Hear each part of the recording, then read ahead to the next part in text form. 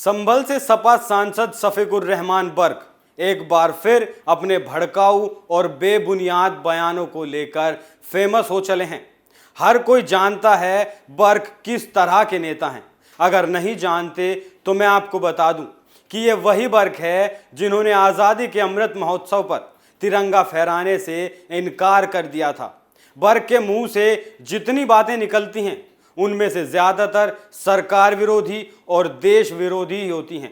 असल में ये जानते हैं कि मीडिया की सुर्खियों में कैसे रहना है। तो चलिए आपको शफीकुर रहमान के ताज़ा बयान से रूबरू कराते हैं। मदरसों के सर्वे के बाद अब योगी सरकार ने वक्फ संपत्तियों की जांच के आदेश दिए हैं। इसको लेकर संभल से सपा सांसद शफीकुर रहमान बर्क ने सरकार पर हमला बोला है।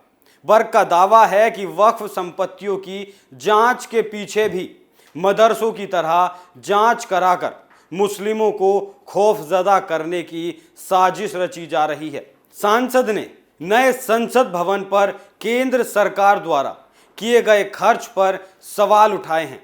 शफीकुर रहमान बर्क ने कहा कि सरकार ने मदरसों की जांच कराकर देख लिया, अब वक्फ की जांच कराकर भी देख लें। हम किसी भी जांच के लिए मना नहीं कर रहे, हम इससे डरते नहीं हैं। ये जांच केवल मुसलमानों को खौफजदा करने के लिए की जा रही है, जिससे 2024 के चुनाव में मुसलमान डर की वजह से बीजेपी को वोट दे। भला बर्क साहब, ये कोई बात हुई? आज आप 2022 में हैं, यहाँ डर से कोई वोट नहीं देता। डराकर वोट लेने वाले भी आप ही के नेतागण होंगे। असल मुद्दों से ध्यान भटका रही सरकार। सपा सांसद ने कहा, वक्फ संपत्तियों की जांच की बात करके ये लोग असल मुद्दों से लोगों का ध्यान भटकाना चाहते हैं। ये किसी भी तरह 2024 का चुनाव जीतने के लिए साजिश कर रहे हैं, मगर ये होने वाला नहीं है क्योंकि पूरा विपक्ष एक होने जा रहा है। तो बर्क साहब, 2019 में भी तो विपक्ष एक ही था, अब कौन सी नई बात है? यूपी सरकार पूरी तरह फेल। बर्क ने सवाल किया, मुसलमान बहुत गरीब है, सरकार बताए कि वो अपने बच्चों को कैसे पढ़ाएगा। भाजपा मुसलमानों की तालीम से खुश नहीं है। हिंदुस्तान में आज न जाने कितने इंसान भूखे मर रहे हैं, महंगाई आसमान छू रही है, लेकिन सरकार इसकी फिक्र करने के बजाय ऐसे कामों में जुटी हुई है। यूपी सरकार पूरी तरह फेल हो चुकी है। यूपी में हमारी माँ बहनें सुरक्षित नहीं हैं, अपराध पर कोई अंकुश नहीं लगा है। ये ऐसे लोग हैं जो बोलने से पहले कम से कम एक बार भी नहीं सोचते। यूपी में ही नहीं बल्कि पूरे हिंदुस्तान में जितनी भी छेड़छाड़ और घिनौनी हरकतें हो रही हैं, सब में पकड़े गए आरोपी इस देश का डरा हुआ मुसलमान ही है। नए संसद भवन पर सवाल। सांसद बर्क ने केंद्र सरकार पर आरोप लगाया है कि अरबों रुपए लेकर लोग भाग गए। सरकार की मदद से अडानी जैसे लोग इतनी ऊंचाई पर पहुंच गए।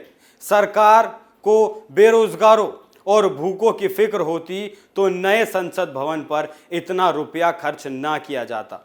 इसका भी जवाब है, सरकार ने देश के ऊपर से बोझ कम किया है। आने वाले समय में इसकी अहमियत का पता चलेगा। अगर संसद भवन बनाने में रुपयों का नुकसान हुआ है तो फिर सैफई में क्या हुआ था, इसका जवाब बर्क दें। आपस में ना लड़े मुसलमान। मदरसों के सर्वे पर अरशद मदनी के समर्थन और फिरंगी महली के विरोध पर भी सपा सांसद ने अपनी राय दी। उन्होंने कहा, मुसलमानों की आपस की यही लड़ाई नुकसान पहुंचा रही है। हम एक दूसरे का विरोध करने पर कमज़ोर होंगे। मैं पूरी तरह से इसके खिलाफ हूं। आप तो देश के भी खिलाफ रहते हैं, इसमें कौन सी नई बात है?